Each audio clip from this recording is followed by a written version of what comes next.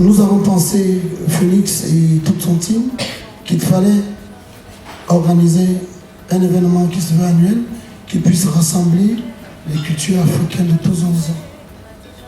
C'est le but de ce festival, qui concerne quand même l'Afrique et toutes les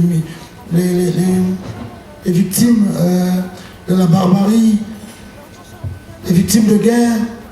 J'ai vu le thème c'est Stop à la barbarie. Et pour moi, c'est une manière pour moi de rendre hommage d'abord à mon pays, parce qu'il y a eu un drame il n'y a pas très longtemps. Grand Bassam. Voilà, Grand Bassam. C'est déjà ma part de... Je participe un peu pour dire en griffe, Yako, comme on le dit chez nous, à tous ceux qui ont été victimes, et aussi à tous ceux qui ont été, tous les autres pays qui ont été victimes de terrorisme. Voilà, c'est ma part de participation. Ma présence ici explique un peu mon engagement à faire d'une manière ou d'une autre tomber ces actes de barbarie au niveau de mon pays.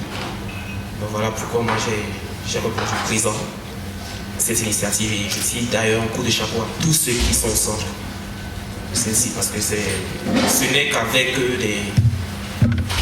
des événements comme ceci que l'Afrique va se faire connaître, non seulement sur le plan mondial, mais aussi réussir à vaincre certains maux dans le plan continental. Ce festival se veut terrain parce que nous pensons que l'Afrique a autre chose à démontrer que les guerres, que les conflits, que la misère, que les salles surannées de Ziette, calfeutrées dans les banlieues parisiennes. Nous pouvons aussi faire des zéniths, des Bercy, des Stades de France, et c'est le challenge de l'African Zik Festival. L'Afrique au Zénith n'est qu'une déclinaison de l'African Zik Festival. C'est un festival qui se veut tournant.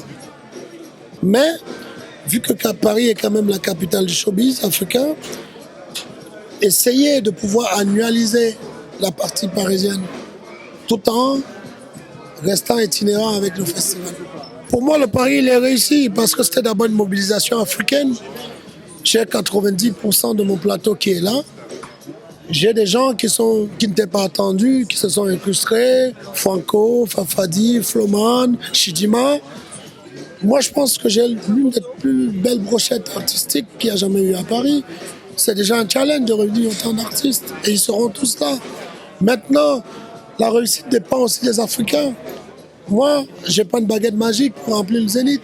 Si les Africains ne s'investissent pas, moi, j'aurais réussi mon pari. Peut-être pas populaire, mais j'aurais réussi mon pari. Voilà.